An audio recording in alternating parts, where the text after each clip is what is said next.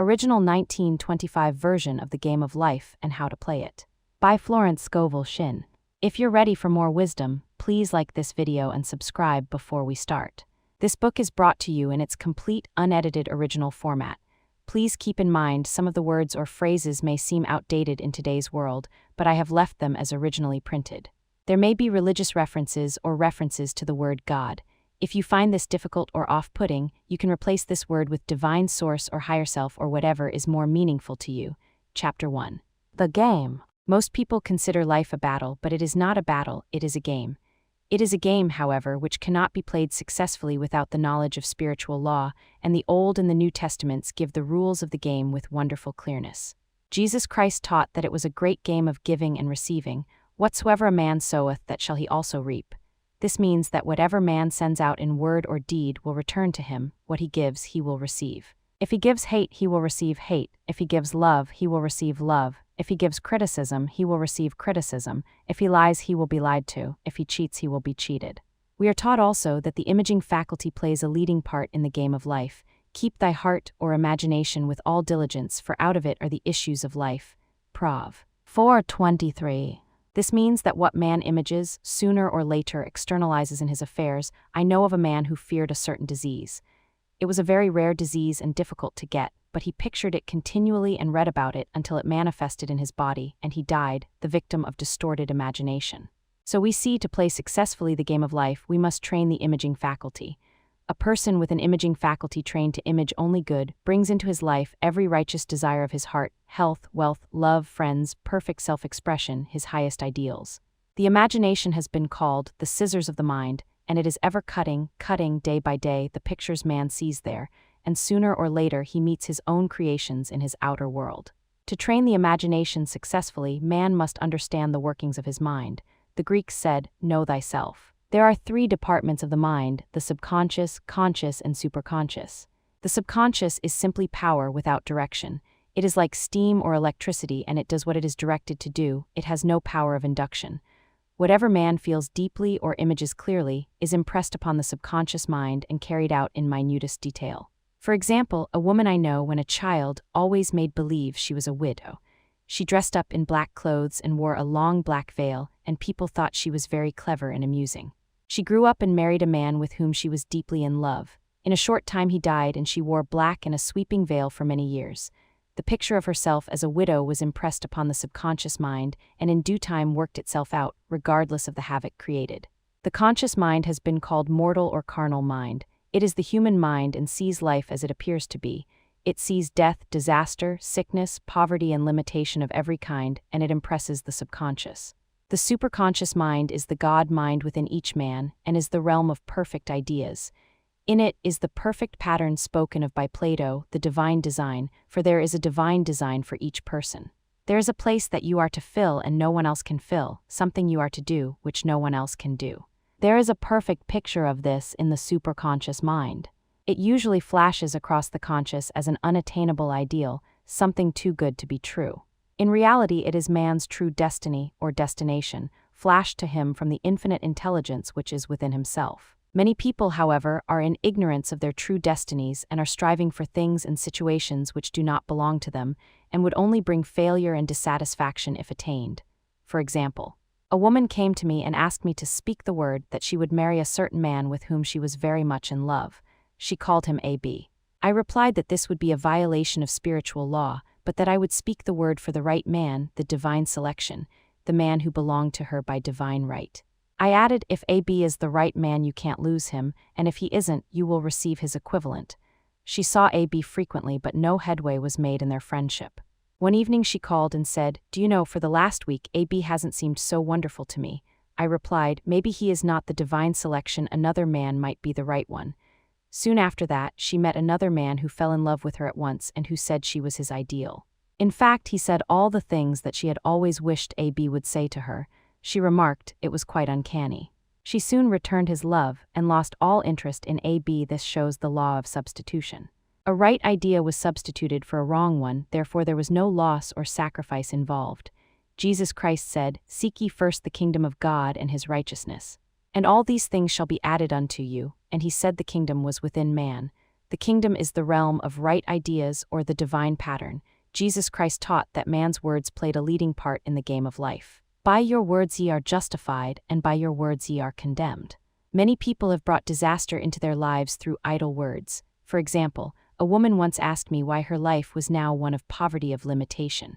Formerly she had a home, was surrounded by beautiful things, and had often tired of the management of her home, and had said repeatedly, "I'm sick and tired of things, I wish I lived in a trunk," and she added, "Today I am living in that trunk." She had spoken herself into a trunk. The subconscious mind has no sense of humor, and people often joke themselves into unhappy experiences. For example, a woman who had a great deal of money joked continually about getting ready for the poorhouse. In a few years she was almost destitute, having impressed the subconscious mind with a picture of lack and limitation. Fortunately, the law works both ways, and a situation of lack may be changed to one of plenty. For example, a woman came to me one hot summer's day for a treatment for prosperity.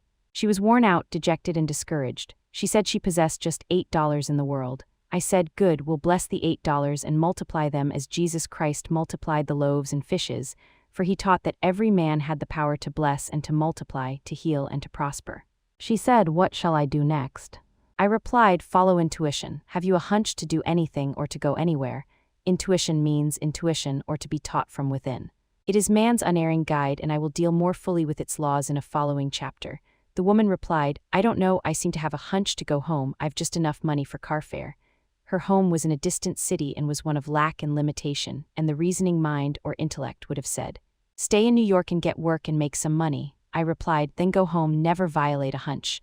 I spoke the following words for her: "Infinite Spirit, open the way for great abundance for." She is an irresistible magnet for all that belongs to her by divine right. I told her to repeat it continually also. She left for home immediately. In calling on a woman one day, she linked up with an old friend of her family. Through this friend, she received thousands of dollars in a most miraculous way. She has said to me often, "Tell people about the woman who came to you with $8 and a hunch." There is always plenty on man's pathway, but it can only be brought into manifestation through desire, faith, or the spoken word.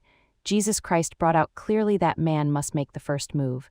"Ask, and it shall be given you, seek, and ye shall find, knock, and it shall be opened unto you." Matt 7:7, in the scriptures we read, "Concerning the works of my hands command ye me." Infinite intelligence, God, is ever ready to carry out man's smallest or greatest demands. Every desire uttered or unexpressed is a demand. We are often startled by having a wish suddenly fulfilled.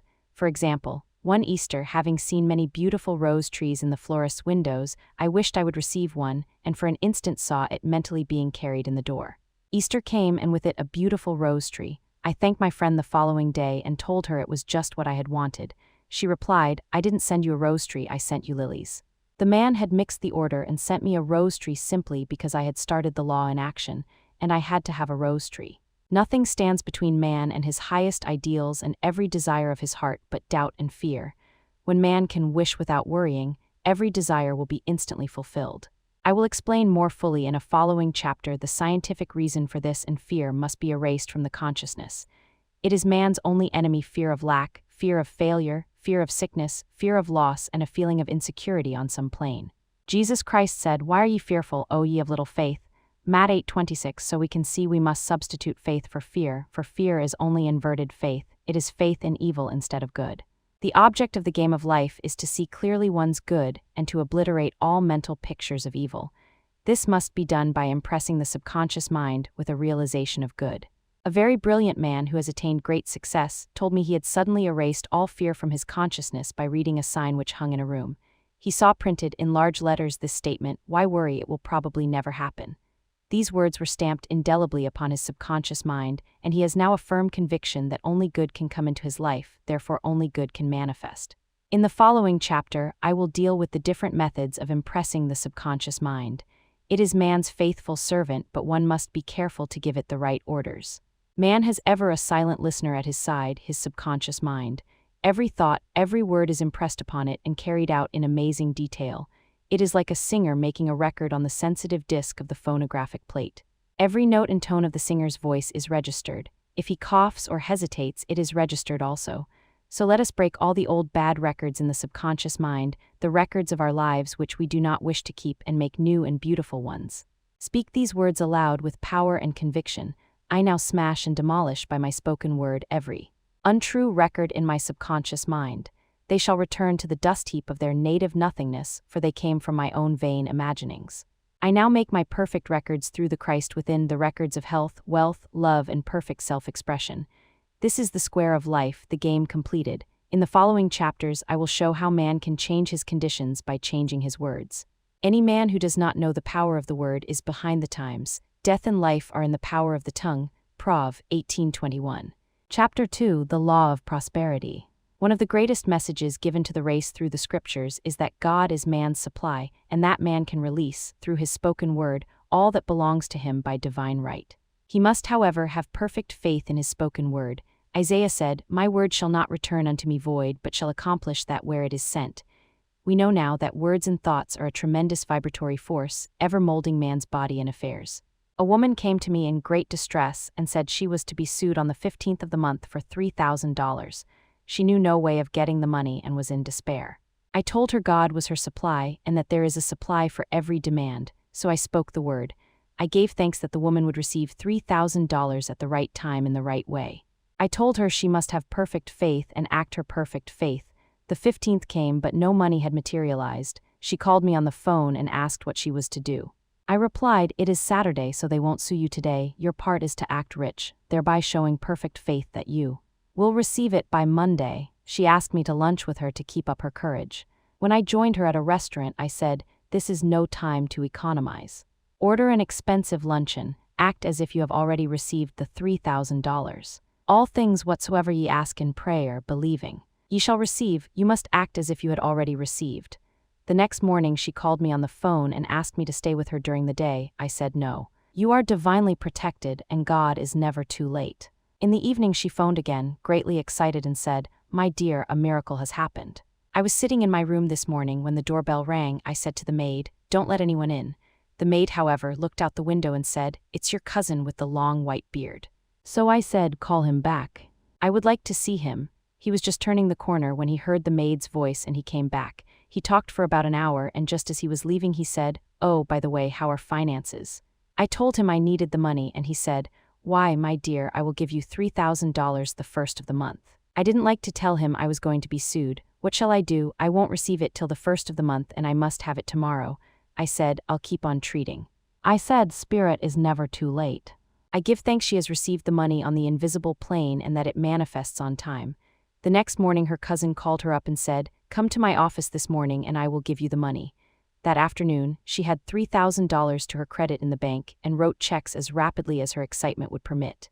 If one asks for success and prepares for failure, he will get the situation he has prepared for. For example, a man came to me asking me to speak the word that a certain debt would be wiped out. I found he spent his time planning what he would say to the man when he did not pay his bill, thereby neutralizing my words. He should have seen himself paying the debt. We have a wonderful illustration of this in the Bible, relating to the 3 kings who were in the desert, without water for their men and horses. They consulted the prophet Elisha, who gave them this astonishing message.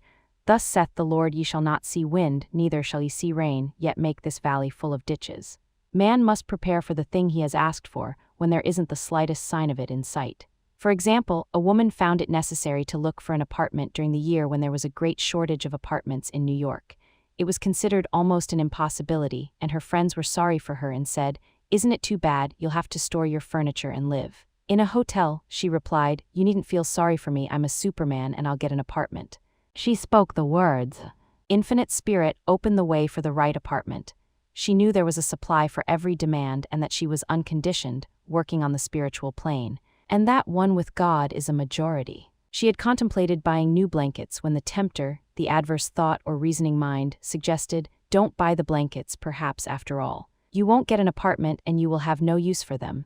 She promptly replied to herself, "I'll dig my ditches by buying the blankets," so she prepared for the apartment, acted as though she already had it. She found one in a miraculous way, and it was given to her although there were over 200 other applicants. The blankets showed active faith. It is needless to say that the ditches dug by the 3 kings in the desert were filled to overflowing. Read, I Kings. Getting into the spiritual swing of things is no easy matter for the average person. The adverse thoughts of doubt and fear surge from the subconscious. They are the army of the aliens which must be put to flight. This explains why it is so often darkest before the dawn. A big demonstration is usually preceded by tormenting thoughts. Having made a statement of high spiritual truth, one challenges the old beliefs in the subconscious, and error is exposed to be put out. This is the time when one must make his affirmations of truth repeatedly, and rejoice and give thanks that he has already received. Before ye call, I shall answer.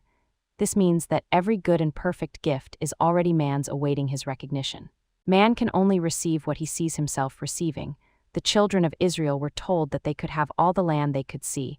This is true of every man. He has only the land within his own mental vision. Every great work, every big accomplishment has been brought into manifestation through holding to the vision, and often just before the big achievement comes apparent failure and discouragement. The children of Israel, when they reached the promised land, were afraid to go in, for they said it was filled with giants who made them feel like grasshoppers. And there we saw the giants, and we were in our own sight as grasshoppers. This is almost every man's experience. However, the one who knows spiritual law is undisturbed by appearance and rejoices while he is yet in captivity. That is, he holds to his vision and gives thanks that the end is accomplished, he has received. Jesus Christ gave a wonderful example of this. He said to his disciples, Say not ye, there are yet 4 months, and then cometh the harvest. Behold, I say unto you, lift up your eyes and look on the fields, for they are ripe already to harvest. His clear vision pierced the world of matter, and he saw clearly the fourth-dimensional world, things as they really are, perfect and complete in divine mind. So man must ever hold the vision of his journey's end and demand the manifestation of that which he has already received.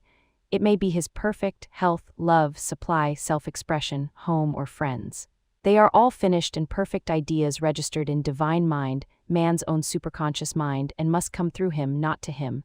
For example, a man came to me asking for treatments for success. It was imperative that he raise within a certain $50,000 for his business. The time limit was almost up when he came to me in despair. No one wanted to invest in his enterprise, and the bank had flatly refused a loan. I replied, I suppose you lost your temper while at the bank, therefore your power. You can control any situation if you first control yourself. Go back to the bank, I added, and I will treat. My treatment was, you are identified in love with the spirit of everyone connected with the bank. Let the divine idea come out of this situation. He replied, Woman, you're talking about an impossibility. Tomorrow is Saturday. The bank closes at 12 and my train won't get me there until 10, and the time limit is up tomorrow, and anyway they won't do it. It's too late. I replied, God doesn't need any time and is never too late. With him all things are possible. I added, I don't know anything about business, but I know all about God. He replied, It all sounds fine when I sit here listening to you, but when I go out it's terrible. He lived in a distant city, and I did not hear from him for a week. Then came a letter. It read, You were right, I raised the money, and will never again doubt the truth of all that you told me. I saw him a few weeks later, and I said, What happened? You evidently had plenty of time after all. He replied, My train was late, and I got there just 15 minutes to 12. I walked into the bank quietly and said, I have come for the loan, and they gave it to me without a question. It was the last 15 minutes of the time allotted to him, and infinite spirit was not too late. In this instance, the man could never have demonstrated alone. He needed someone to help him hold to the vision. This is what one man can do for another. Jesus Christ knew the truth of this when he said, If 2 of you shall agree on earth as touching anything that they shall ask, it shall be done for them of my Father which is in heaven. One gets too close to his own affairs and becomes doubtful and fearful. The friend or healer sees clearly the success, health, or prosperity and never wavers because he is not close to the situation. It is much easier to demonstrate for someone else than for oneself, so a person should not hesitate to ask for help if he feels himself wavering. A keen observer of life once said, No man can fail if some one person sees him successful. Such is the power of the vision, and many a great man owed his success to a wife or sister or a friend who believed in him and held without wavering to the perfect pattern. Chapter 3: The Power of the Word. A person knowing the power of the word becomes very careful of his conversation. He has only to watch the reaction of his words to know that they do not return void. Through his spoken word, man is continually making laws for himself. I knew a man who said, I always miss a car, it invariably pulls out just as I arrive. His daughter said, I always catch a car, it's sure to come just as I get there. This occurred for years. Each had made a separate law for himself, one of failure, one of success. This is the psychology of superstitions. The horseshoe or rabbit's foot contains no power, but man's spoken word and belief that it will bring good luck creates expectancy in the subconscious mind and attracts a lucky situation. I find, however, this will not work when man has advanced spiritually and knows a higher law. One cannot turn back and must put away graven images. For example, two men in my class had had great success in business for several months when suddenly everything went to smash. We tried to analyze the situation, and I found instead of making their affirmations and looking to God for success and prosperity, they had each bought a lucky monkey. I said, "Oh, I see, you have been trusting in the lucky monkeys instead of God. Put away the lucky monkeys and call on the law of forgiveness, for man has power to forgive or neutralize his mistakes." They decided to throw the lucky monkeys down a coal hole, and all went well again. This does not mean, however, that one should throw away every lucky ornament or horseshoe about the house, but he must recognize that the power back of it is the one and only power, God, and that the object simply gives him a feeling of expectancy. I was with a friend one day who was in deep despair. In crossing the street, she picked up a horseshoe. Immediately, she was filled with joy and hope. She said God had sent her the horsehoe in order to keep up her courage. It was indeed, at that moment, about the only thing that could have registered in her consciousness. Her hope became faith, and she ultimately made a wonderful demonstration. I wish to make the point clear that the men previously mentioned were depending on the monkeys alone, while this woman recognized the power back of the horseshoe. I know in my own case, it took a long while to get out of a belief that a certain thing bred disappointment. If the thing happened, disappointment invariably followed. I found the only way I could make a change in the subconscious was by asserting, there are not two powers, there is only one power, God, therefore, there are not disappointments, and this thing means a happy surprise. I noticed a change at once, and happy surprises commenced coming my way. I have a friend who said nothing could induce her to walk under a ladder. I said, if you are afraid, you are giving in to a belief in two powers, good and evil, instead of one. As God is absolute, there can be no opposing power unless man makes the false of evil for himself. To show you believe in only one power, God, and that there is no power or reality in evil, walk under the next ladder you see. Soon after, she went to her bank. She wished to open her box in the safe deposit vault, and there stood a ladder on her pathway. It was impossible to reach the box without passing under the ladder. She quailed with fear and turned back. She could not face the lion on her pathway. However, when she reached the street, my words rang in her ears and she decided to return and walk under it. It was a big moment in her life, for ladders had held her in bondage for years. She retraced her steps to the vault, and the ladder was no longer there. This so often happens. If one is willing to do a thing he is afraid to do, he does not have to. It is the law of nonresistance, which is so little understood. Someone has said that courage contains genius and magic. Face a situation fearlessly, and there is no situation to face, it falls away of its own weight. The explanation is that fear attracted the ladder on the woman's pathway and fearlessness removed it. Thus the invisible forces are ever working for man, who is always pulling the strings himself, though he does not know it. Owing to the vibratory power of words, whatever man voices, he begins to attract. People who continually speak of disease invariably attract it. After man knows the truth, he cannot be too careful of his words. For example, I have a friend who often says on the phone, "Do come to see me and have an old-fashioned chat." This old-fashioned chat means an hour of about 500 to 1,000 destructive words, the principal topics being loss, lack, failure, and sickness. I reply, no, I thank you. I've had enough old-fashioned chats in my life, they are too expensive, but I will be glad to have a new-fashioned chat and talk about what we want, not what we don't want. There is an old saying that man only dares use his words for three purposes: to heal, bless, or prosper. What man says of others will be said of him, and what he wishes for another, he is wishing for himself. Curses, like chickens, come home to roost. If a man wishes someone bad luck, he is sure to attract bad luck himself. If he wishes to aid someone to success, he is wishing and aiding himself to success. The body may be renewed and transformed through the spoken word and clear vision, and disease be completely wiped out of the consciousness.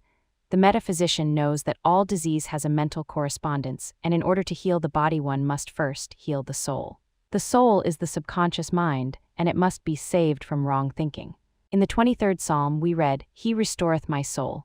This means that the subconscious mind or soul must be restored with the right ideas, and the mystical marriage is the marriage of the soul and the spirit, or the subconscious and superconscious mind. They must be one. When the subconscious is flooded with the perfect ideas of the superconscious, God and man are one, I and the Father are one. That is, he is one with the realm of perfect ideas. He is the man made in God's likeness and image, imagination, and is given power and dominion over all created things, his mind, body, and affairs. It is safe to say that all sickness and unhappiness come from the violation of the law of love. A new commandment I give unto you, love one another, and in the game of life, love or good will takes every trick. For example, a woman I know had for years an appearance of a terrible skin disease. The doctors told her it was incurable and she was in despair. She was on the stage, and she feared she would soon have to give up her profession, and she had no other means of support. She, however, procured a good engagement and on the opening night made a great hit. She received flattering notices from the critics and was joyful and elated. The next day she received a notice of dismissal. A man in the cast had been jealous of her success and had caused her to be sent away. She felt hatred and resentment taking complete possession of her, and she cried out, "Oh God, don't let me hate that man." That night she worked for hours in the silence. She said, "I soon came into a very deep silence. I seemed to be at peace with myself, with the man, and with the whole world. I continued this for 2 following nights, and on the 3rd day I found I was healed completely of the skin disease. In asking for love or goodwill, she had fulfilled the law, for love is the fulfilling of the law, and the disease which came from subconscious resentment was wiped out." Continual criticism produces rheumatism, as critical, inharmonious thoughts cause unnatural deposits in the blood, which settle in the joints. False growths are caused by jealousy, hatred, unforgiveness, fear, etc. Every disease is caused by a mind not at ease. I said once in my class, there is no use asking anyone what's the matter with you. We might just as well say, who's the matter with you? Unforgiveness is the most prolific cause of disease. It will harden arteries or liver and affect the eyesight. In its train are endless ills. I called on a woman one day who said she was ill from having eaten a poisoned oyster. I replied, "Oh no, the oyster was harmless, you poisoned the oyster. What's the matter with you?" She answered, "Oh, about 19 people. She had quarreled with 19 people and had become so inharmonious that she attracted the wrong oyster. Any inharmony on the external indicates there is mental inharmony. As the within, so the without. Man's only enemies are within himself, and a man's foes shall be they of his own household. Personality is one of the last enemies to be overcome, as this planet is taking its initiation in love. It was Christ's message, peace on earth, goodwill towards man. The enlightened man, therefore, endeavors to perfect himself upon his neighbor. His work is with himself, to send out goodwill and blessings to every man, and the marvelous thing is that if one blesses a man, he has no power to harm him. For example, a man came to me asking to treat for success in business. He was selling machinery, and rival appeared on the scene with what he proclaimed was a better machine, and my friend feared defeat. I said, first of all, we must wipe out all fear and know that God protects your interest and that the divine idea must come out of the situation. That is, the right machine will be sold by the right man to the right man. And I added, don't hold one critical thought towards that man. Bless him all day and be willing not to sell your machine if it isn't the divine idea. So he went to the meeting, fearless and non-resistant, and blessing the other man. He said the outcome was very remarkable. The other man's machine refused to work, and he sold his without the slightest difficulty. But I say unto you, love your enemies, bless them that curse you, do good to them that hate you, and pray for them which spitefully use you and persecute you. Goodwill produces a great aura of protection about the one who sends it, and no weapon that is formed against him shall prosper. In other words, love and good will destroy the enemies with oneself, therefore, one has no enemies on the external. There is peace on earth for him who sends goodwill to man. Chapter 4, The Law of Nonresistance. Nothing on earth can resist an absolutely non-resistant person. The Chinese say that water is the most powerful element because it is perfectly non-resistant. It can wear away a rock and sweep all before it. Jesus Christ said, resist not evil, for he knew in reality there is no evil, therefore nothing to resist. Evil has come of man's vain imagination, or a belief in two powers, good and evil. There is an old legend that Adam and Eve ate of Maya, the tree of illusion, and saw two powers instead of one power, God. Therefore, evil is a false law man has made for himself through psychoma or soul sleep. Soul sleep means that man's soul has been hypnotized by the race belief of sin, sickness and death, etc., which is carnal or mortal thought, and his affairs have outpictured his illusions. We have read in a preceding chapter that man's soul is his subconscious mind, and whatever he feels deeply, good or bad, is outpictured by that faithful servant. His body and affairs show forth what he has been picturing. The sick man has pictured sickness, the poor man, poverty, the rich man, wealth. People often say, why does a little child attract illness when it is too young even to know what it means? I answer that children are sensitive and receptive to the thoughts of others about them, and often outpicture the fears of their parents. I heard a metaphysician once say, if you do not run your subconscious mind yourself, someone else will run it for you. Mothers often unconsciously attract illness and disaster to their children by continually holding them in thoughts of fear and watching for symptoms. For example, a friend asked a woman if her little girl had had the measles. She replied promptly, not yet. This implied that she was expecting the illness and therefore preparing the way for what she did not want for herself and child. However, the man who is centered and established in right thinking, the man who sends out only goodwill to his fellow man, and who is without fear, cannot be touched or influenced by the negative thoughts of others. In fact, he could then receive only good thoughts as he himself sends forth only thoughts. Resistance is hell, for it places man in a state of torment. A metaphysician once gave me a wonderful recipe for taking every trick in the game of life. It is the acme of non-resistance. He gave it in this way: at one time in my life I baptized children, and of course they had many names. Now I no longer baptize children, but I baptize events, but I give every event the same name. If I have a failure, I baptize it success, in the name of the Father and of the Son and of the Holy Ghost. In this we see the great law of transmutation, founded on non-resistance. Through his spoken word, every failure was transmuted into success. For example, a woman who required money and who knew the spiritual law of opulence was thrown continually in a business way with a man who made her feel very poor. He talked lack and limitation, and she commenced to catch his poverty thoughts, so she disliked him and blamed him for her failure. She knew in order to demonstrate her supply, she must first feel that she had received a feeling of opulence must precede its manifestation. It dawned on her one day that she was resisting the situation and seeing two powers instead of one. So she blessed the man and baptized the situation success. She affirmed, as there is only one power, God, this man is here for my good and my prosperity, just what he did not seem to be there for. Soon after that she met, through this man, a woman who gave her for a service rendered several $1,000s, and the man moved to a distant city and faded harmoniously from her life. Make the statement, every man is a golden link in the chain of my good, for all men are God in manifestation, awaiting the opportunity given by man himself to serve the divine plan of his life. Bless your enemy and you rob him of his ammunition. His arrows will be transmuted into blessings. This law is true of nations as well as individuals. Bless a nation, send love and goodwill to every inhabitant, and it is robbed of its power to harm. Man can only get the right idea of non-resistance through spiritual understanding. My students have often said, I don't want to be a doormat. I reply, when you use non-resistance with wisdom, no one will ever be able to walk over you. Another example. One day I was impatiently awaiting an important telephone call. I resisted every call that came in and made no outgoing calls myself, reasoning that it might interfere with the one I was awaiting. Instead of saying, divine ideas never conflict, the call will come at the right time, leaving it to infinite intelligence to arrange, I commenced to manage things myself. I made the battle mine, not God's, and remained tense and anxious. The bell did not ring for about an hour, and I glanced at the phone and found the receiver had been off that length of time, and the phone was disconnected. My anxiety, fear, and belief in interference had brought on a total eclipse of the telephone. Realizing what I had done, I commenced blessing the situation at once. I baptized it success and affirmed, I cannot lose any call that belongs to me by divine right. I am under grace and not under law. A friend rushed out to the nearest telephone to notify the company to reconnect. She entered a crowded grocery, but the proprietor left his customers and attended to the call himself. My phone was connected at once, and 2 minutes later I received a very important call, and about an hour afterward the one I had been awaiting. One's ships come in over a calm sea. So long as man resists a situation, he will have it with him. If he runs away from it, it will run after him. For example, I repeated this to a woman one day, and she replied, how true that is.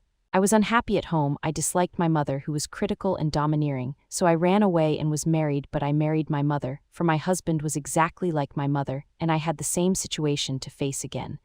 Agree with thine adversary quickly. This means agree that the adverse situation is good, be undisturbed by it, and it falls away of its own weight. None of these things move me, is a wonderful affirmation. The inharmonious situation comes from some inharmony within man himself. When there is, in him, no emotional response to an inharmonious situation, it fades away forever from his pathway. So we see man's work is ever with himself. People have said to me, give treatments to change my husband or my brother. I reply, no, I will give treatments to change you. When you change, your husband and your brother will change. One of my students was in the habit of lying. I told her it was a failure method, and if she lied, she would be lied to. She replied, I don't care, I can't possibly get along without lying. One day she was speaking on the phone to a man with whom she was very much in love. She turned to me and said, I don't trust him, I know he's lying to me. I replied, well, you lie yourself, so someone has to lie to you, and you will be sure it will be just the person you want the truth from. Some time after that, I saw her and she said, I'm cured of lying. I questioned, what cured you? She replied, I have been living with a woman who lied worse than I did. One is often cured of his faults by seeing them in others. Life is a mirror, and we find only ourselves reflected in our associates. Living in the past is a failure method and a violation of spiritual law. Jesus Christ said, "Behold, now is the accepted time, now is the day of salvation." Lot's wife looked back and was turned into a pillar of salt.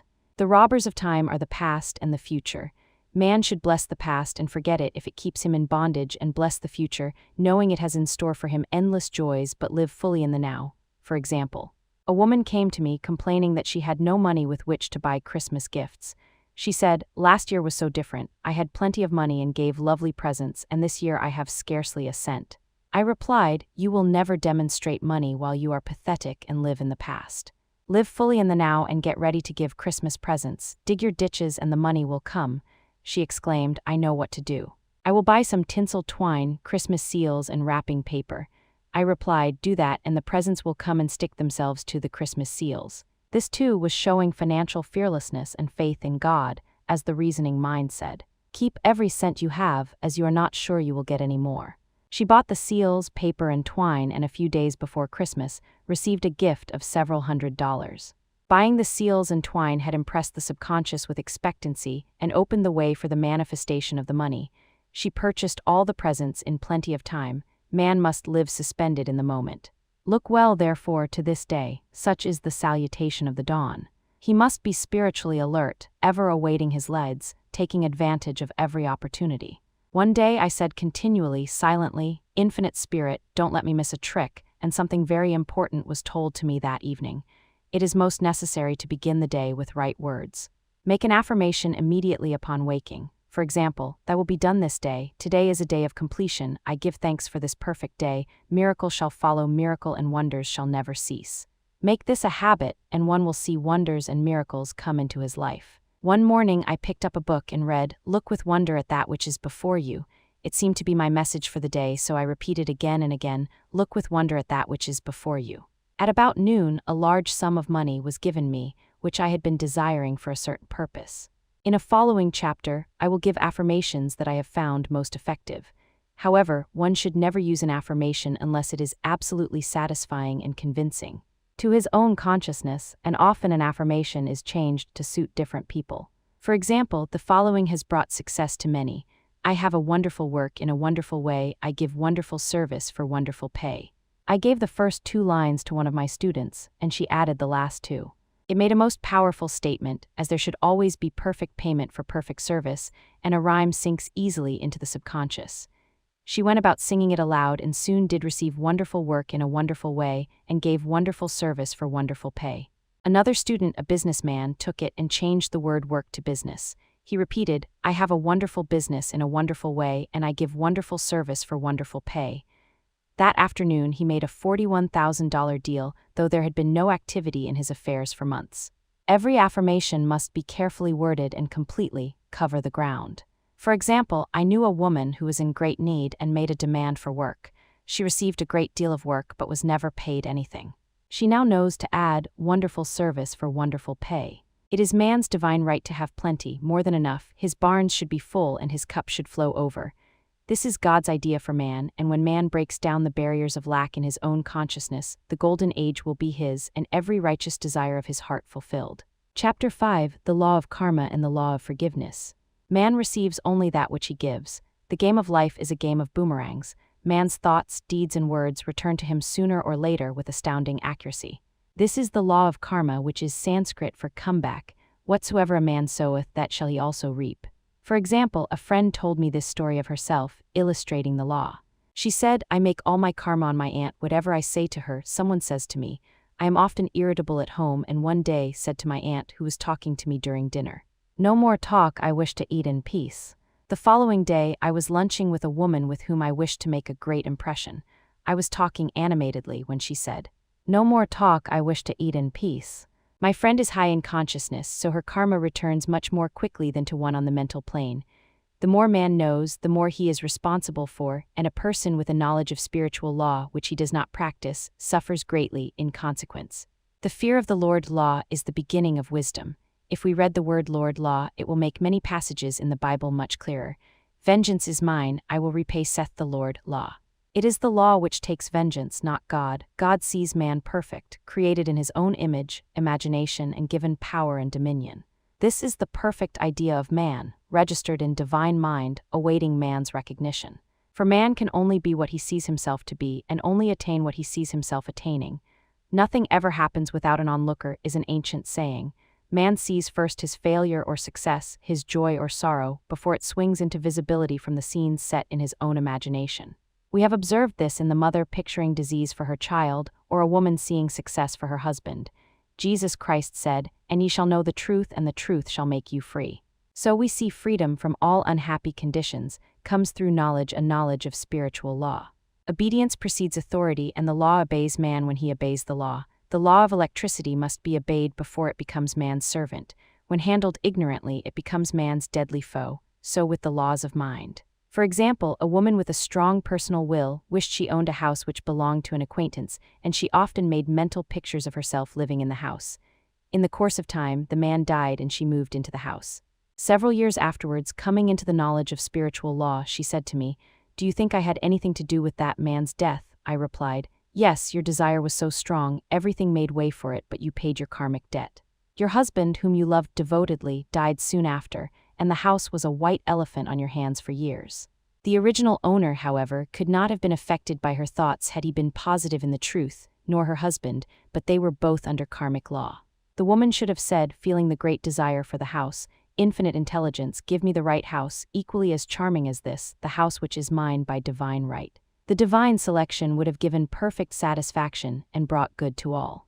The divine pattern is the only safe pattern to work by. Desire is a tremendous force and must be directed in the right channels or chaos ensues. In demonstrating, the most important step is the first step, to ask aright. Man should always demand only that which is his by divine right. To go back to the illustration, had the woman taken this attitude, "If this house I desire is mine, I cannot lose it. If it is not, give me its equivalent," the man might have decided to move out harmoniously had it been the divine selection for her, or another house would have been substituted. Anything forced into manifestation through personal will is always ill-got and has ever bad success.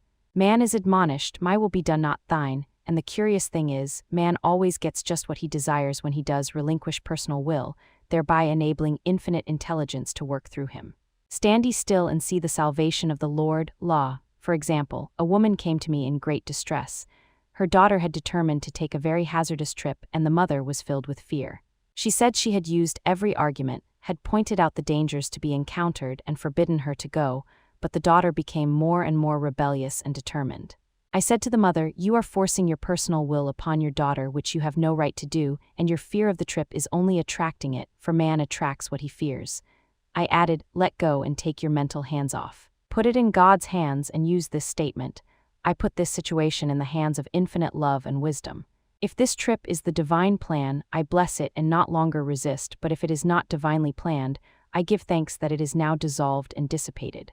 A day or two after that, her daughter said to her, "Mother, I have given up the trip," and the situation returned to its native nothingness.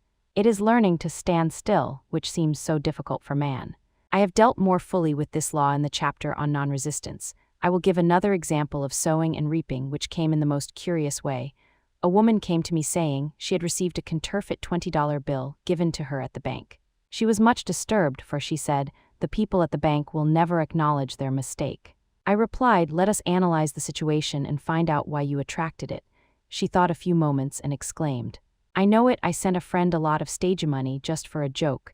So the law had sent her some stage money, for it doesn't know anything about jokes. I said, "Now we will call on the law of forgiveness and neutralize the situation.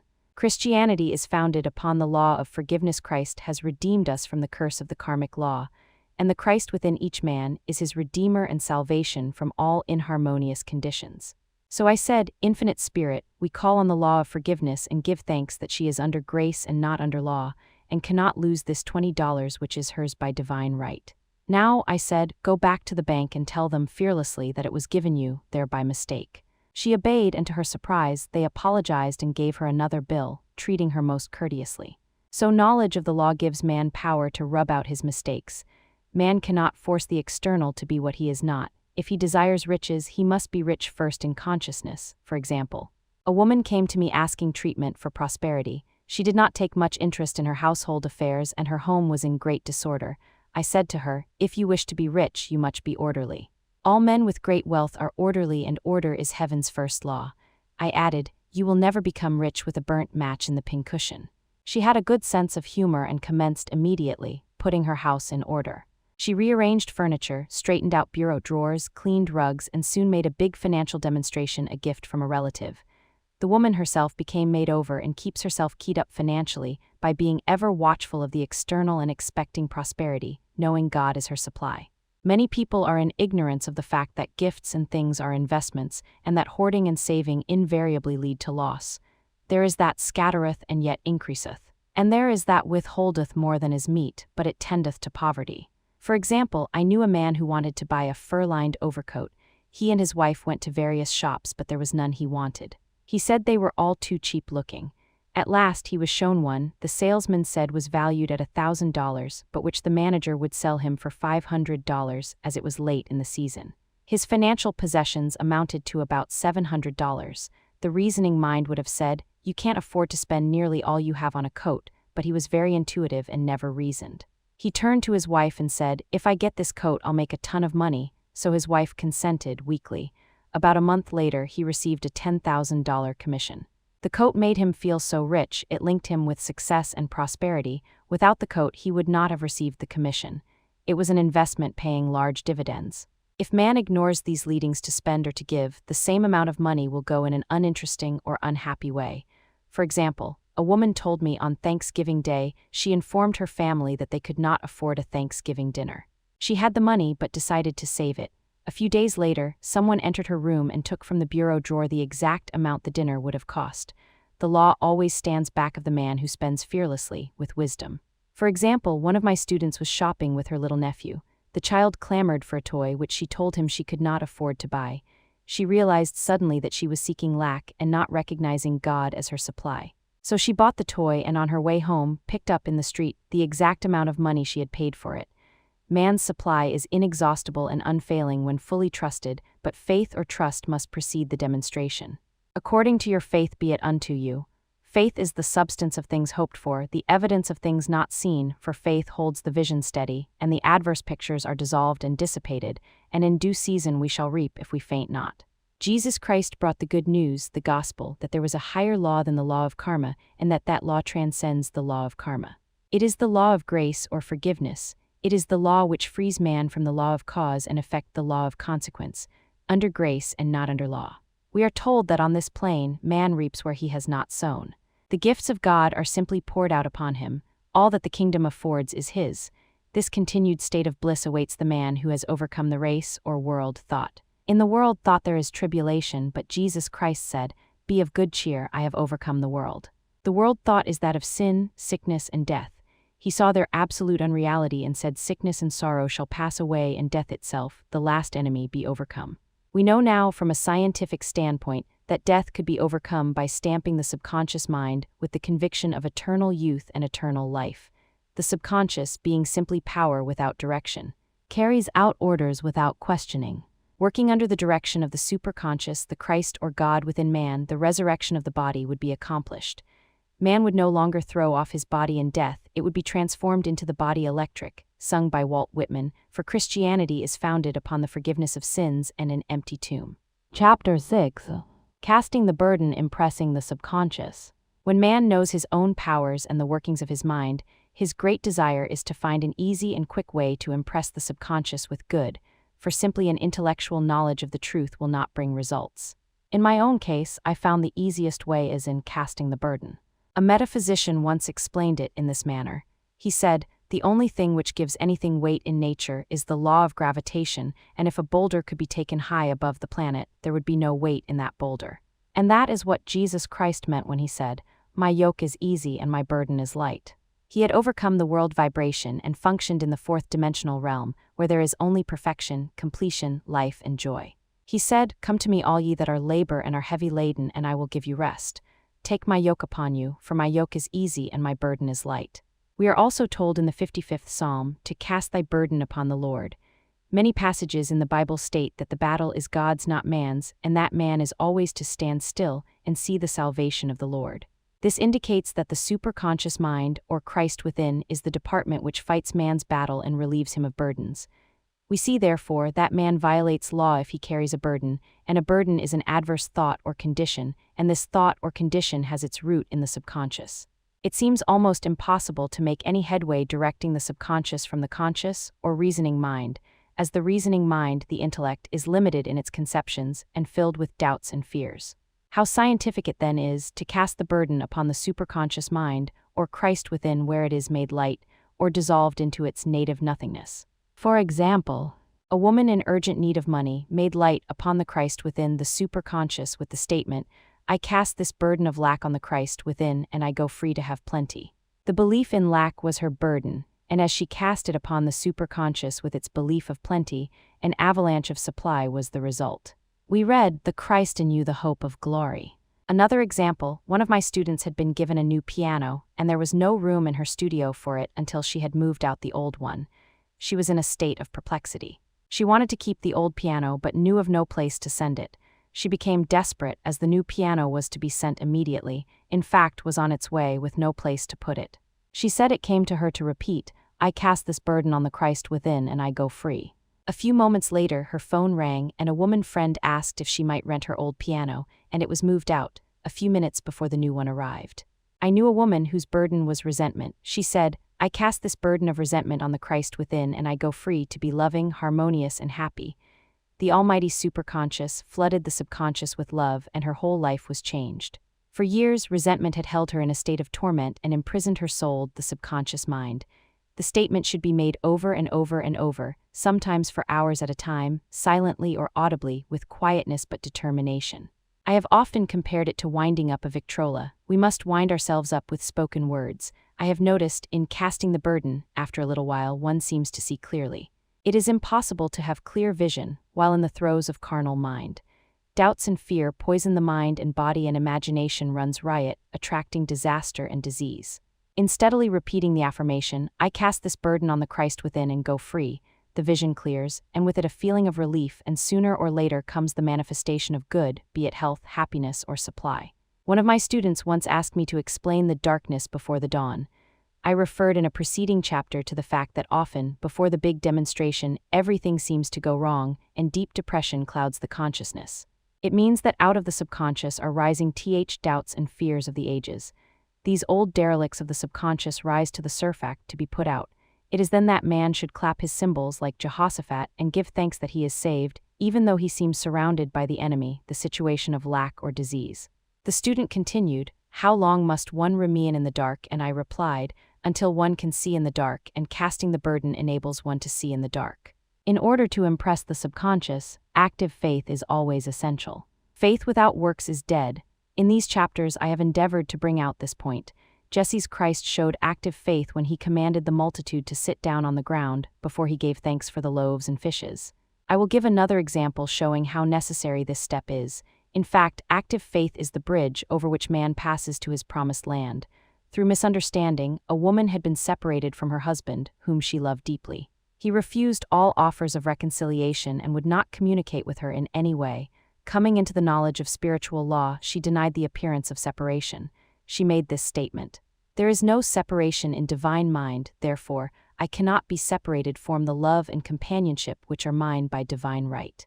She showed active faith by arranging a place for him at the table every day, thereby impressing the subconscious with a picture of his return. Over a year passed, but she never wavered, and one day he walked in. The subconscious is often impressed through music. Music has a fourth-dimensional quality and releases the soul from imprisonment. It makes wonderful things seem possible and easy of accomplishment. I have a friend who uses her Victrola daily for this purpose.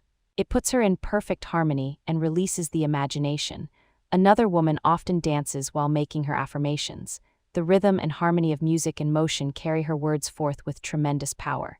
The student must remember also not to despise the day of small things. Invariably before a demonstration come signs of land. Before Columbus reached America, he saw birds and twigs which showed him land was near. So it is with a demonstration, but often the student mistakes it for the demonstration itself and is disappointed. For example, a woman had spoken the word for a set of dishes. Not long afterwards, a friend gave her a dish which was old and cracked. She came to me and said, "Well, I asked for a set of dishes and all I got was a cracked plate." I replied, "The plate was only signs of land. It shows your dishes are coming, look upon it as a birds and seaweed," and not long afterwards the dishes came. Continually making believe impresses the subconscious. If one makes believe he is rich and makes believe he is successful, in due time he will reap. Children are always making believe, and except ye be converted and become as little children, ye shall not enter the kingdom of heaven. For example, I know of a woman who was very poor, but no one could make her feel poor. She earned a small amount of money from rich friends who constantly reminded her of her poverty and to be careful in saving.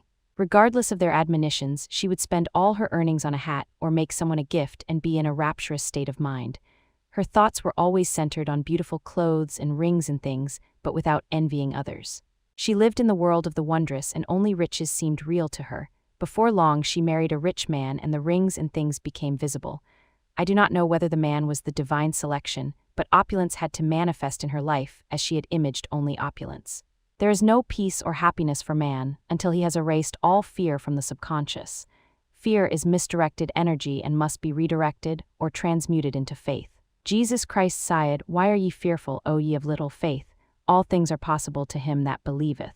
I am asked so often by my students, how can I get rid of fear? I reply by walking up to the thing you are afraid of. The lion takes its fierceness from your fear. Walk up to the lion and he will disappear.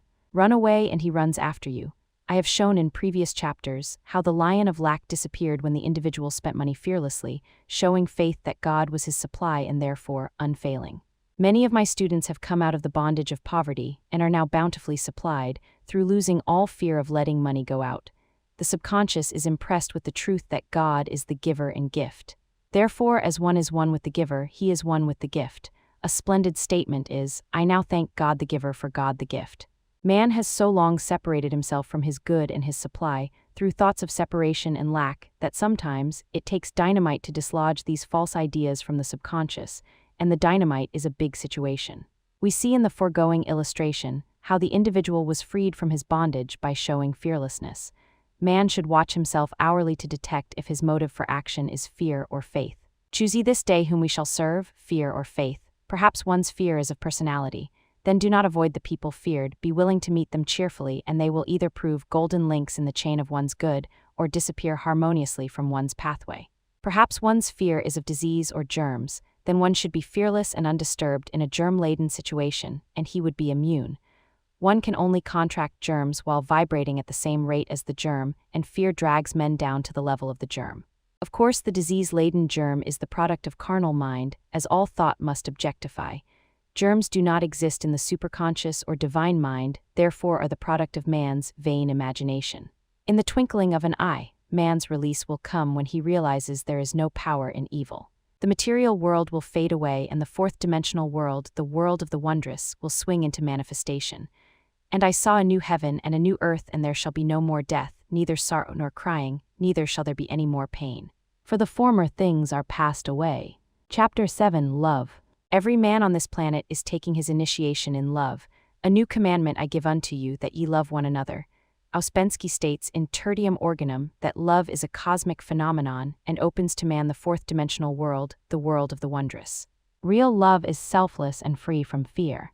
It pours itself out upon the object of its affection without demanding any return. Its joy is in the joy of giving. Love is God in manifestation and the strongest magnetic force in the universe. Pure, unselfish love draws to itself its own. It does not need to seek or demand. Scarcely anyone has the faintest conception of real love. Man is selfish, tyrannical, or fearful in his affections, thereby losing the thing he loves. Jealousy is the worst enemy of love, for the imagination runs riot, seeing the loved one attracted to another, and invariably these fears objectify if they are not neutralized. For example, a woman came to me in deep distress. The man she loved had left her for other women and said he never intended to marry her. She was torn with jealousy and resentment and said she hoped he would suffer as he had made her suffer. And added, "How could he leave me when I loved him so much?" I replied, "You are not loving that man, you are hating him," and added, "You can never receive what you have never given. Give a perfect love and you will receive a perfect love. Perfect yourself on this man. Give him a perfect, unselfish love, demanding nothing in return. Do not criticize or condemn, and bless him wherever his is. She replied, "No, I won't bless him unless I know where he is," she said. "Well," I said, "that is not real love. When you send out real love will return to you, either from this man or his equivalent, for if this man is not the divine selection, you will not want him. As you are one with God, you are one with the love which belongs to you by divine right." Several months passed, and matters remained about the same, but she was working conscientiously with herself. I said, "When you are no longer disturbed by his cruelty, he will cease to be cruel, as you are attracting it through your own emotions." Then I told her of a brotherhood in India who never said "good morning" to each other. They used these words, "I salute the divinity in you."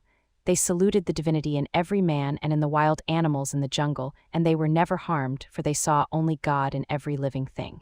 I said, "Salute the divinity in this man and say, I see your divine self only. I see you as God see you, perfect, made in his image and likeness." She found she was becoming more poised and gradually losing her resentment. He was a captain, and she always called him the Cap. One day she said suddenly, "God bless the Cap wherever he is." I replied, "Now that is real love, and when you have become a complete circle and are no longer disturbed by the situation, you will have his love or attract its equivalent." I was moving at this time and did not have a telephone, so was out of touch with her for a few weeks, when one morning I received a letter saying, "We are married." At the earliest opportunity, I paid her a call. My first words were, "What happened?" "Oh," she exclaimed, "a miracle. One day I woke up and all suffering had ceased. I saw him that evening and he asked me to marry him.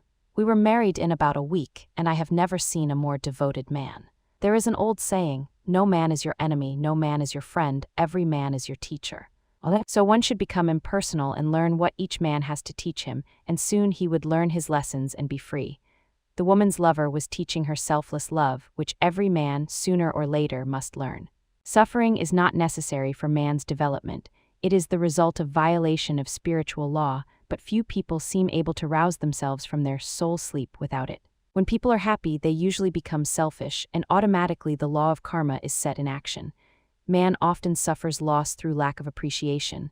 I knew a woman who had a very nice husband, but she said often, "I don't care anything about being married, but that is nothing against my husband.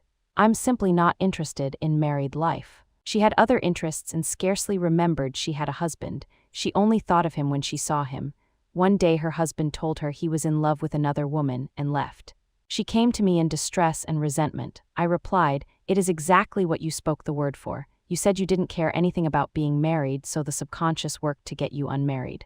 She said, "Oh yes, I see. People get what they want and then feel very much hurt." She soon became in perfect harmony with the situation and knew they were both much happier apart. When a woman becomes indifferent or critical and ceases to be an inspiration to her husband, he misses the stimulus of their early relationship and is restless and unhappy. A man came to me dejected, miserable, and poor. His wife was interested in the science of numbers and had had him read. It seems the report was not very favorable, for he said, "My wife says I'll never amount to anything because I am a 2. I replied, "I don't care what your number is, you are a perfect idea in divine mind. And we will demand the success and prosperity which are already planned for you by that infinite intelligence." Within a few weeks he had a very fine position, and a year or two later, he achieved a brilliant success as a writer. No man is a success in business unless he loves his work. The picture the artist paints for love of his art is his greatest work. The pot boiler is always something to live down. No man can attract money if he despises it. Many people are kept in poverty by saying, "Money means nothing to me, and I have a contempt for people who have it." This is the reason so many artists are poor. Their contempt for money separates them from it.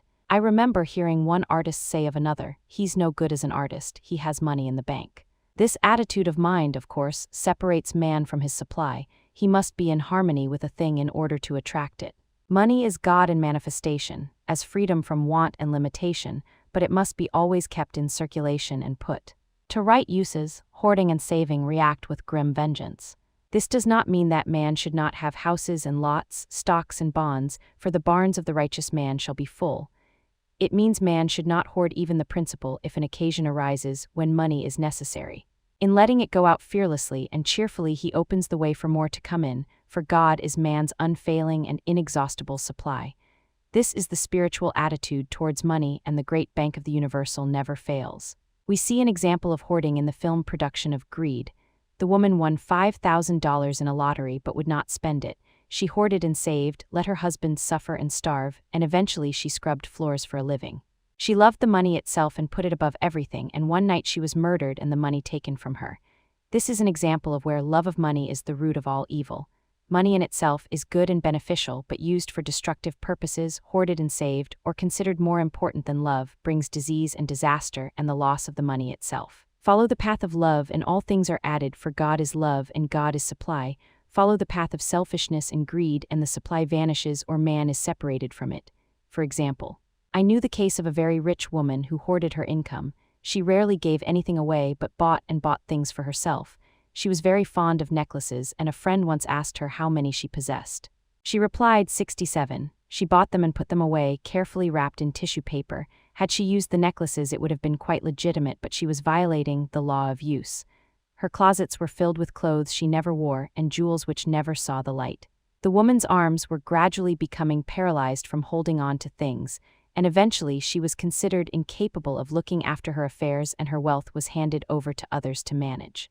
So man, in ignorance of the law, brings about his own destruction. All disease, all unhappiness come from the violation of the law of love. Man's boomerangs of hate, resentment, and criticism come back laden with sickness and sorrow. Love seems almost a lost art, but the man with the knowledge of spiritual law knows it must be regained, for without it, he has become as sounding brass and tinkling cymbals. For example, I had a student who came to me month after month to clean her consciousness of resentment. After a while, she arrived at the point where she resented only one woman, but that one woman kept her busy. Little by little she became poised and harmonious, and one day all resentment was wiped out. She came in radiant and exclaimed, "You can't understand how I feel." The woman said something to me, and instead of being furious I was loving and kind, and she apologized and was perfectly lovely to me. No one can understand the marvelous lightness I feel within. Love and goodwill are invaluable in business. For example, a woman came to me complaining of her employer. She said she was cold and critical and knew she did not want her in the position. "Well," I replied, "salute the divinity in the woman and send her love." She said, "I can't. She's a marble woman." I answered, "You remember the story of the sculptor who asked for a certain piece of marble. He was asked why he wanted it and he replied, because there is an angel in the marble, and out it he produced a wonderful work of art." She said, "Very well, I'll try it." A week later she came back and said, "I did what you told me to, and now the woman is very kind and took me out in her car." People are sometimes filled with remorse for having done someone an unkindness, perhaps years ago. If the wrong cannot be righted, its effect can be neutralized by doing someone a kindness in the present. This one thing I do, forgetting those things which are behind and reaching forth unto things where are before. Sorrow, regret, and remorse tear down the cells of the body and poison the atmosphere of the individual. A woman said to me in deep sorrow, "Treat me to be happy and joyous, for my sorrow makes me so irritable with members of my family that I keep making more karma." I was asked to treat a woman who was mourning for her daughter. I denied all belief in loss and separation and affirmed that God was the woman's joy, love, and peace. The woman gained her poise at once but sent word by her son not to treat any longer because she was so happy it wasn't respectable. So mortal mind loves to hang on to its griefs and regrets. I knew a woman who went about bragging of her troubles, so of course, she always had something to brag about. The old idea was if a woman did not worry about her children, she was not a good mother.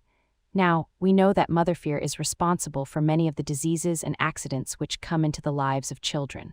For fear pictures vividly the disease or situation feared, and these pictures objectify, if not neutralized. Happy is the mother who can say sincerely that she puts her child in God's hands and knows therefore that he is divinely protected. For example, a woman awoke suddenly in the night, feeling her brother was in great danger. Instead of giving in to her fears, she commenced making statements of truth, saying, "Man is a perfect idea in divine mind, and is always in his right place, therefore my brother is in his right place and is divinely protected." The next day she found that her brother had been in close proximity to an explosion in a mine, but had miraculously escaped. So man is his brother's keeper in thought, and every man should know that the thing he loves dwells in the secret place of the Most High, and abides under the shadow of the Almighty. There shall no evil befall thee, neither shall any plague come nigh thy dwelling. Perfect love casteth out fear. He that feareth is not made perfect in love, and love is the fulfilling of the law. Chapter 8, Intuition or Guidance. There is nothing too great of accomplishment for the man who knows the power of his word, and who follows his intuitive lights. By the word he starts in action unseen forces and can rebuild his body or remold his affairs. It is, therefore, of the utmost importance to choose the right words, and the student carefully selects the affirmation he wishes to catapult into the invisible. He knows that God is his supply, that there is a supply for every demand, and that his spoken word releases this supply. Ask and ye shall receive. Man must make the first move. Draw nigh to God and he will draw nigh to you. I have often been asked just how to make a demonstration. I reply, speak the word and then do not do anything until you get a definite lead.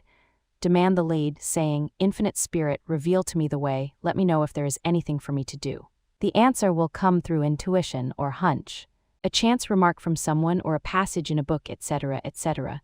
The answers are sometimes quite startling in their exactness. For example, a woman desired a large sum of money. She spoke the words, Infinite Spirit, open the way for my immediate supply, let all that is mine by divine right now reach me, in great avalanches of abundance.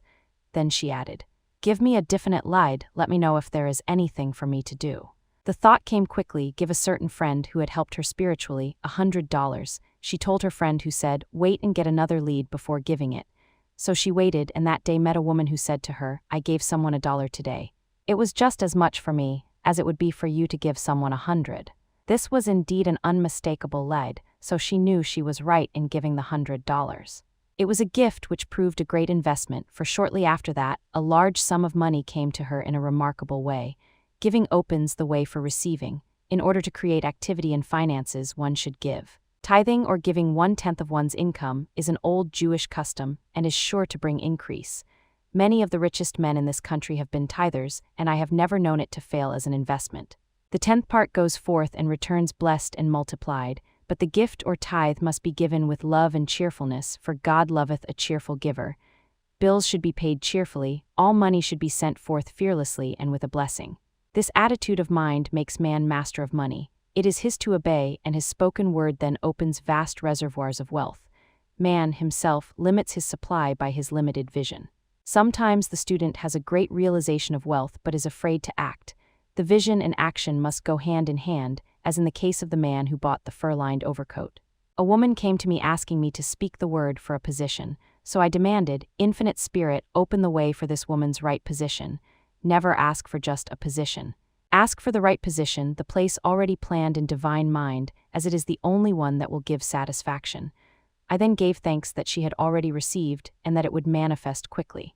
Very soon she had 3 positions offered her, 2 in New York and 1 in Palm Beach, and she did not know which to choose. I said, ask for a definite lead. The time was almost up and was still undecided when one day she telephoned, when I woke up this morning I could smell Palm Beach. She had been there before and knew its balmy fragrance. I replied, well, if you can smell Palm Beach from here, it is certainly your lead. She accepted the position and it proved a great success. Often one's lead comes at an unexpected time. One day I was walking down the street when I suddenly felt a strong urge to go to a certain bakery, a block or 2 away. The reasoning mind resisted, arguing, there is nothing there that you want. However, I had learned not to reason, so I went to the bakery, looked at everything, and there was certainly nothing there that I wanted, but coming out I encountered a woman I had thought of often, and who was in great need of the help which I could give her. So often one goes for one thing and finds another. Intuition is a spiritual faculty and does not explain but simply points the way. A person often receives a lead during a treatment. The idea that comes may seem quite irrelevant, but some of God's leadings are mysterious. In the class one day I was treating that each individual would receive a definite lead. A woman came to me afterwards and said, while you were treating, I got the hunch to take my furniture out of storage and get an apartment. The woman had come to be treated for health. I told her I knew in getting a home of her own, her health would improve, and I added, I believe your trouble, which is a congestion, has come from having things stored away. Congestion of things causes congestion in the body. You have violated the law of use, and your body is paying the penalty. So I gave thanks that divine order was established in her mind, body, and affairs. People little dream of how their affairs react on the body. There is a mental correspondence for every disease. A person might receive instantaneous healing through the realization of his body being a perfect idea in divine mind, and therefore whole and perfect, but if he continues his destructive thinking, hoarding, hating, fearing, condemning, the disease will return. Jesus Christ knew that all sickness came from sin, but admonished the leper after the healing, to go and sin no more, lest a worse thing come upon him. So man's soul or subconscious mind must be washed whiter than snow for permanent healing. And the metaphysician is always delving deep for the correspondence. Jesus Christ said, "Condemn not lest ye also be condemned. Judge not lest ye be judged."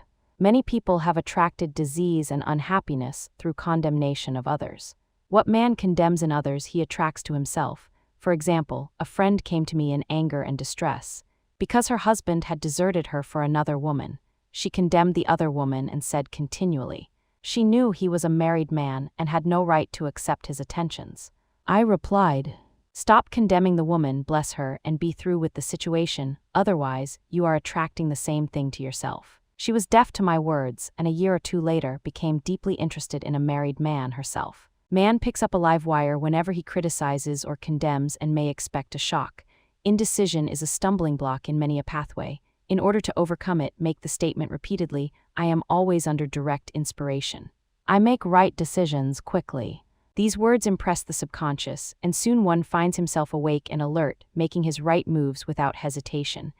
I have found it destructive to look to the psychic plane for guidance, as it is the plane of many minds and not the one mind. As man opens his mind to subjectivity, he becomes a target for destructive forces. The psychic plane is the result of man's mortal thought and is on the plane of opposites. He may receive either good or bad messages. The science of numbers and the reading of horoscopes keep man down on the mental or mortal plane, for they deal only with the karmic path. I know of a man who should have been dead years ago according to his horoscope, but he is alive and a leader of one of the biggest movements in this country for the uplift of humanity. It takes a very strong mind to neutralize a prophecy of evil. The student should declare, "Every false prophecy shall come to naught. Every plan my Father in heaven has not planned shall be dissolved and dissipated. The divine idea now comes to pass." However, if any good message has ever been given one of coming happiness or wealth, harbor and expect it, and it will manifest sooner or later through the law of expectancy. Man's will should be used to back the universal will. I will that the will of God be done. It is God's will to give every man every righteous desire of his heart, and man's will should be used to hold the perfect vision without wavering. The prodigal son said, "I will arise and go to my father." It is indeed often an effort of the will to leave the husks and swine of mortal thinking. It is so much easier for the average person to have fear than faith. So faith is an effort of the will. As man becomes spiritually awakened, he recognizes that any external inharmony is the correspondence of mental. In harmony, if he stumbles or falls, he may know he is stumbling or falling in consciousness. One day, a student was walking along the street condemning someone in her thoughts. She was saying mentally, "That woman is the most disagreeable woman on earth," when suddenly 3 Boy Scouts rushed around the corner and almost knocked her over. She did not condemn the Boy Scouts but immediately called on the law of forgiveness and saluted the divinity in the woman. Wisdom's way are ways of pleasantness, and all her paths are peace. When one has made his demands upon the universal, he must be ready for surprises. Everything may seem to be going wrong when in reality it is going right. For example, a woman was told that there was no loss in divine mind, therefore she could not lose anything which belonged to her. Anything lost would be returned or she would receive its equivalent. Several years previously she had lost $2,000. She had loaned the money to a relative during her lifetime, but the relative had died, leaving no mention of it in her will. The woman was resentful and angry, and as she had no written statement of the transaction, she never received the money, so she determined to deny the loss and collect the $2,000 from the Bank of the Universal. She had to begin by forgiving the woman, as resentment and unforgiveness closed the doors of this wonderful bank. She made this statement, "I deny loss, there is no loss in divine mind, therefore, I cannot lose the $2,000 which belong to me by divine right. As one door shuts, another door opens." She was living in an apartment house which was for sale, and in the lease was a clause stating that if the house was sold, the tenants would be required to move out within 90 days. Suddenly the landlord broke the leases and raised the rent. Again, injustice was on her pathway, but this time she was undisturbed. She blessed the landlord and said, "As the rent has been raised, it means that I'll be that much richer, for God is my supply." New leases were made out for the advanced rent, but by some divine mistake, the 90 days clause had been forgotten. Soon after, the landlord had an opportunity to sell the house. On account of the mistake in the new leases, the tenants held possession for another year. The agent offered each tenant $200 if he would vacate. Several families moved, 3 remained, including the woman. A month or two passed and the agent again appeared. This time he said to the woman, "Will you break your lease for the sum of $1,500? It flashed upon her, "Here comes the $2,000. She remembered having said to friends in the house, "We will all act together if anything more is said about leaving." so her lead was to consult her friends. These friends said, well, if they have offered you $1,500, they will certainly give $2,000. So she received a check for $2,000 for giving up the apartment. It was certainly a remarkable working of the law, and the apparent injustice was merely opening the way for her demonstration. It proved that there is no loss, and when man takes his spiritual stand, he collects all that is his from this great reservoir of good. I will restore to you the years the locusts have eaten. These adverse thoughts alone rob man, for no man gives to himself but himself, and no man takes away from himself but himself. Man is here to prove God and to bear witness to the truth, and he can only prove God by bringing plenty out of lack and justice out of justice. Prove me now herewith, saith the Lord of hosts, if I will not open you the windows of heaven and pour out a blessing, that there shall not be room enough to receive it. Chapter 9. Perfect Self-Expression or the Divine Design. There is for each man perfect self-expression.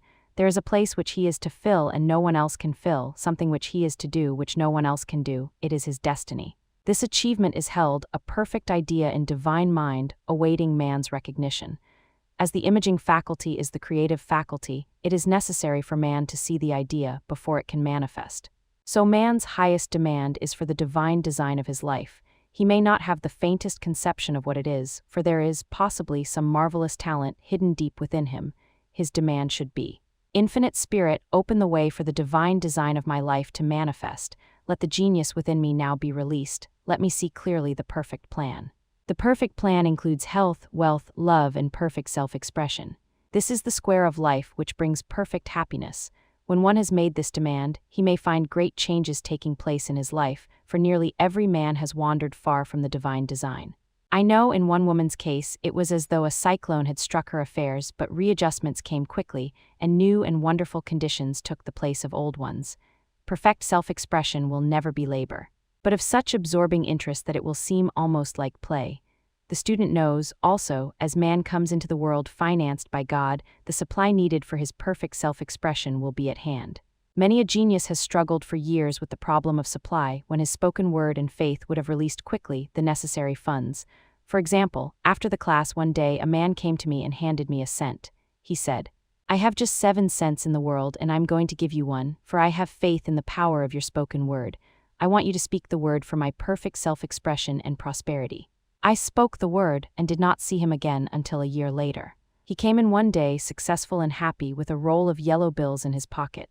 He said, immediately after you spoke the word, I had a position offered me in a distant city and am now demonstrating health, happiness, and supply. A woman's perfect self-expression may be in becoming a perfect wife, a perfect mother, a perfect homemaker, and not necessarily in having a public career. Demand definite leads and the way will be made easy and successful. One should not visualize or force a mental picture. When he demands the divine design to come into his conscious mind, he will receive flashes of inspiration and begin to see himself making some great accomplishment. This is the picture or idea he must hold without wavering. The thing man seeks is seeking him, the telephone was seeking Bell. Parents should never force careers and professions upon their children. With a knowledge of spiritual truth, the divine plan could be spoken for early in childhood or prenatally. A prenatal treatment should be, let the God in this child have perfect expression. Let the divine design of his mind, body, and affairs be made manifest throughout his life, throughout eternity. God's will be done, not man's. God's pattern, not man's pattern, is the command we find running through all the scriptures, and the Bible is a book dealing with the science of the mind. It is a book telling man how to release his soul or subconscious mind from bondage. The battles described are pictures of man waging war against mortal thoughts. A man's foes shall be they of his own household. Every man is Jehoshaphat and every man is David, who slays Goliath mortal thinking with the little white stone faith. So man must be careful that his is not the wicked and slothful servant who buried his talent. There is a terrible penalty to be paid for not using one's ability. Often fear stands between man and his perfect self-expression. Stage fright has hampered many a genius. This may be overcome by the spoken word or treatment. The individual then loses all self-consciousness and feels simply that he is a channel for infinite intelligence to express itself through. He is under direct inspiration, fearless and confident, for he feels that it is the Father within him who does the work. A young boy came often to my class with his mother. He asked me to speak the word for his coming examinations at school. I told him to make the statement, I am one with infinite intelligence. I know everything I should know on this subject.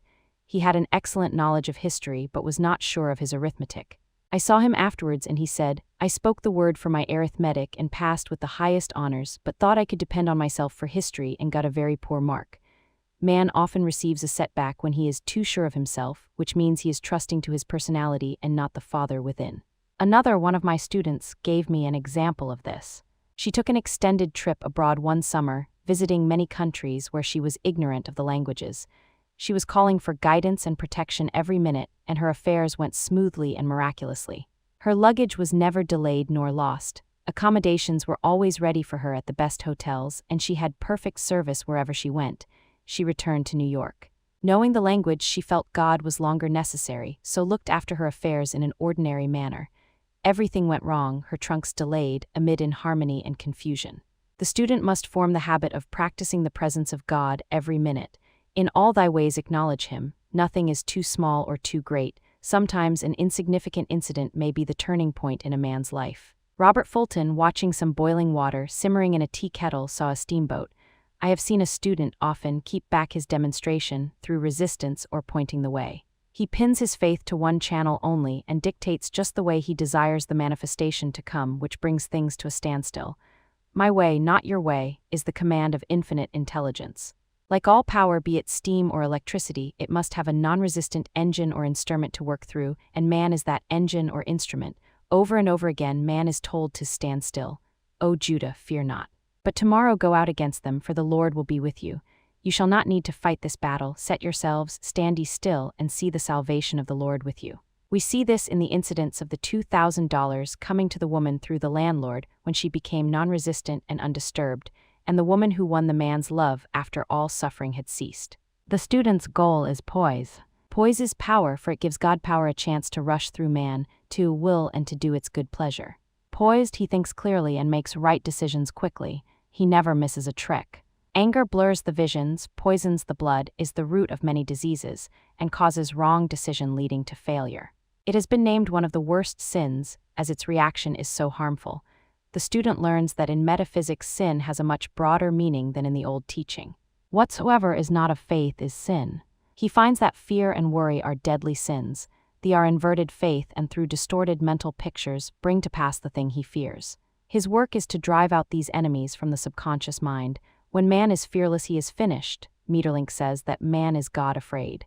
So as we read in the previous chapters, man can only vanquish fear by walking up to the thing he is afraid of.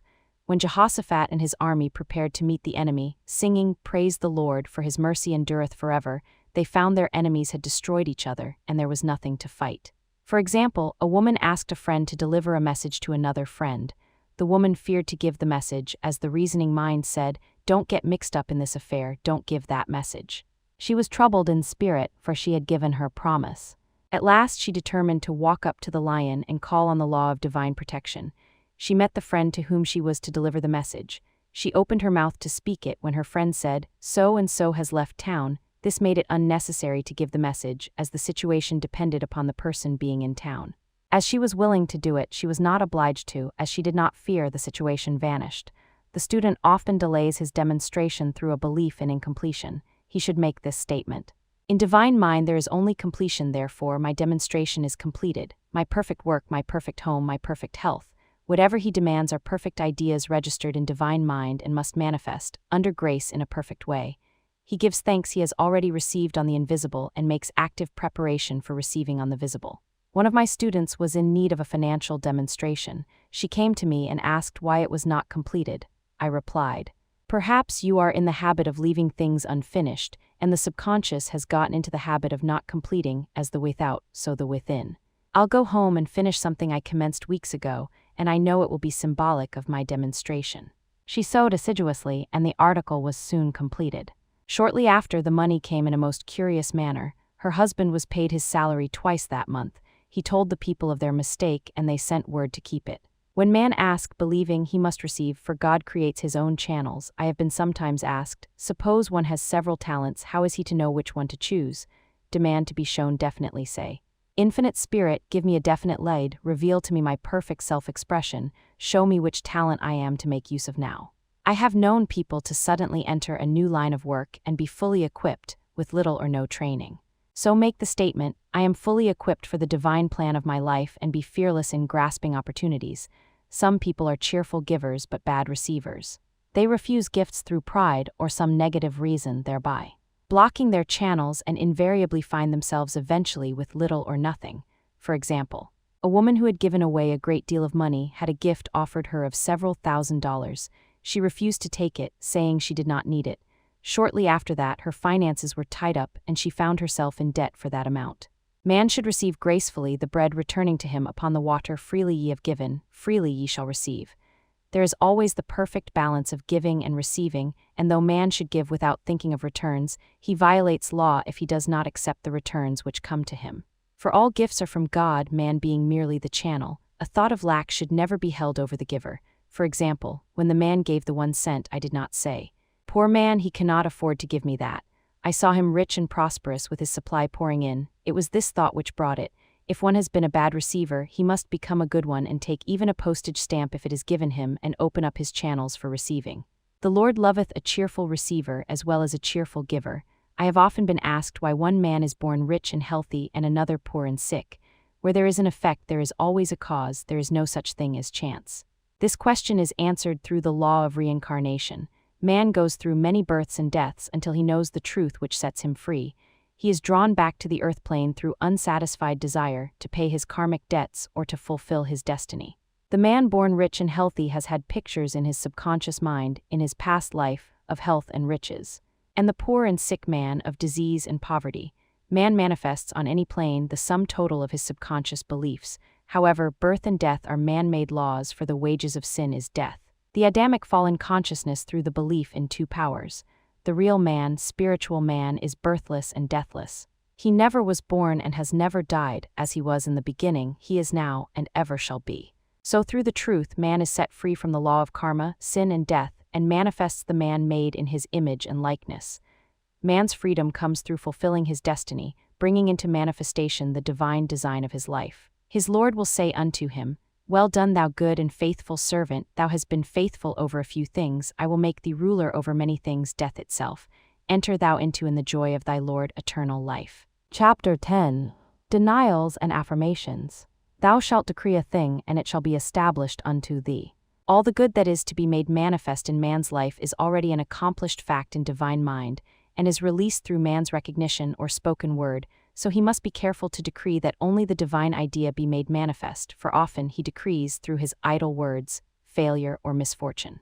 It is therefore of the utmost importance to word one's demands correctly, as stated in a previous chapter.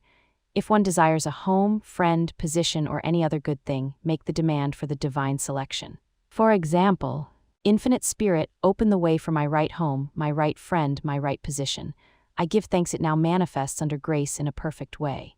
The latter part of the statement is most important. For example, I knew a woman who demanded $1,000. Her daughter was injured and they received $1,000 indemnity, so it did not come in a perfect way. The demand should have been worded in this way. Infinite Spirit, I give thanks that the $1,000 which is mine by divine right is now released and reaches me under grace in a perfect way.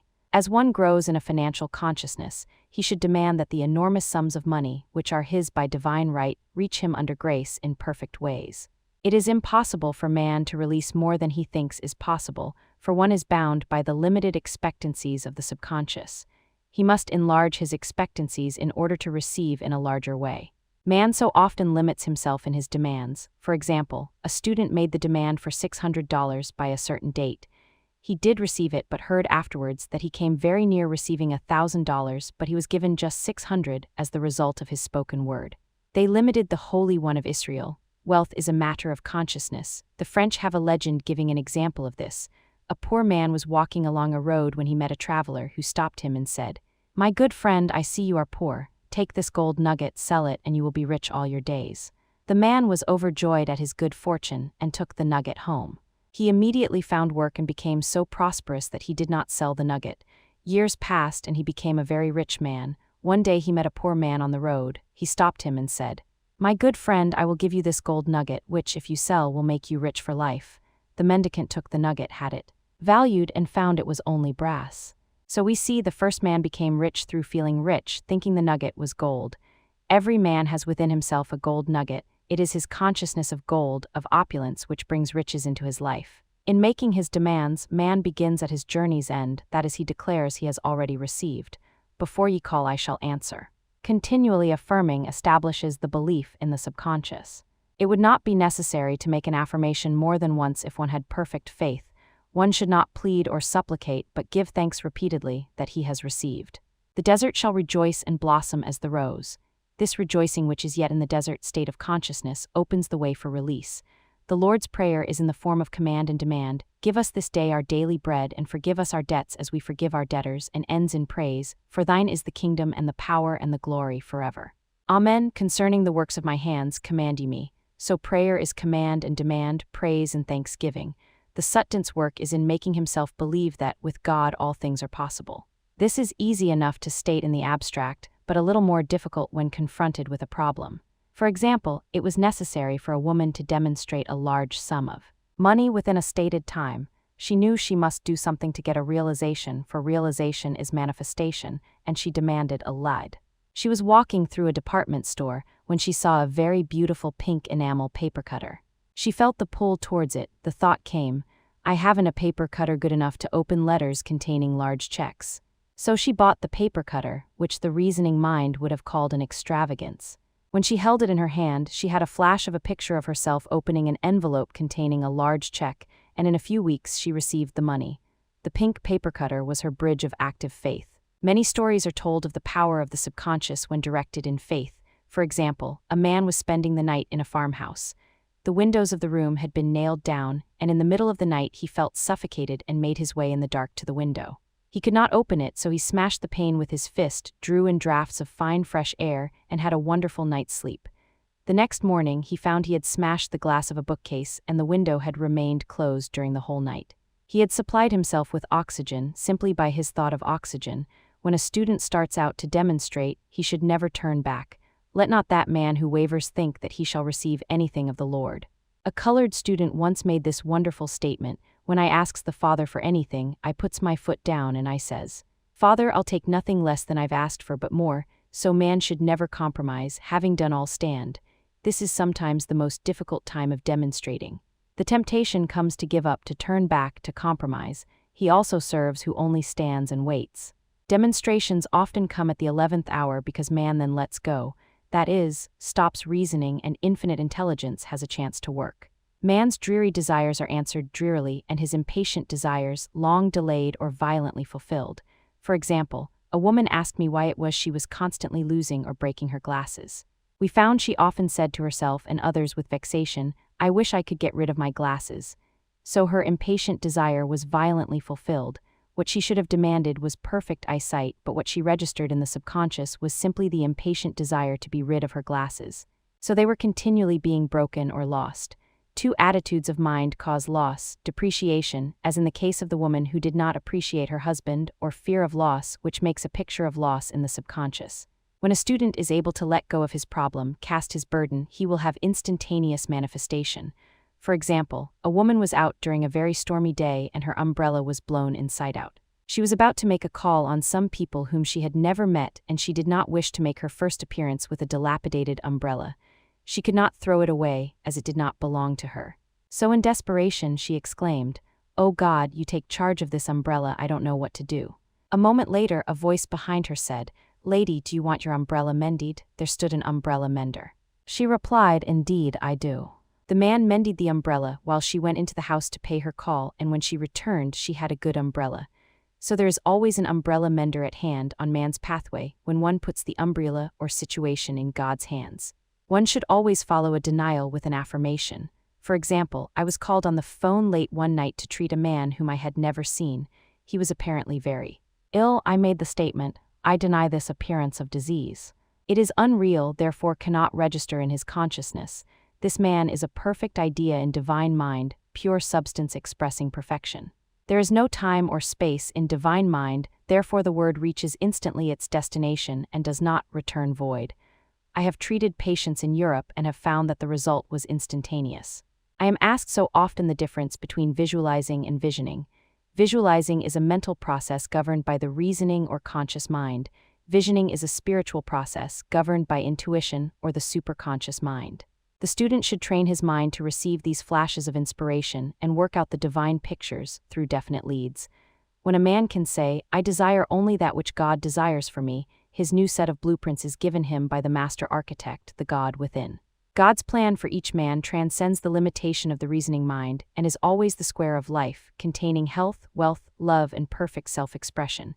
Many a man is building for himself in imagination a bungalow when he should be building a palace.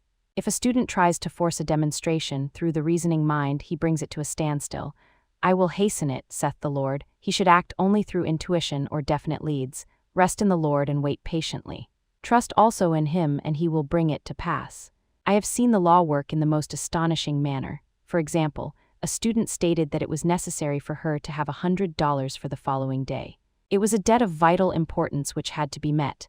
I spoke the word, declaring Spirit was never too late and that the supply was at hand.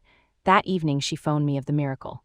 She said that the thought came to her to go to her safe deposit box at the bank to examine some papers. She looked over the papers, and at the bottom of the box was a new $100 bill. She was astounded and said she knew she had never put it there, for she had gone through the papers many times. It may have been a materialization, as Jesus Christ materialized the loaves and fishes. Man will reach the stage where his word is made flesh or materialized instantly. The fields ripe with the harvest will manifest immediately, as in all of the miracles of Jesus Christ.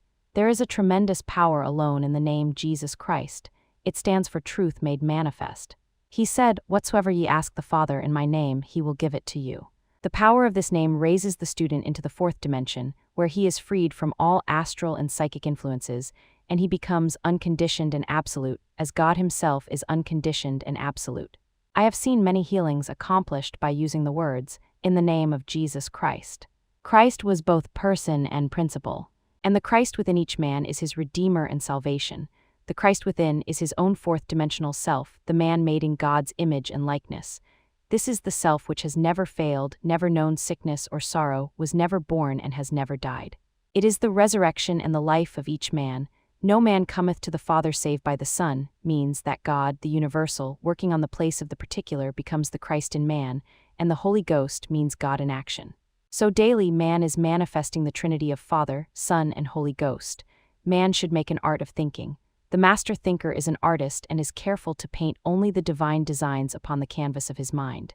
And he paints these pictures with masterly strokes of power and decision, having perfect faith that there is no power to mar their perfection, and that they shall manifest in his life the ideal made real.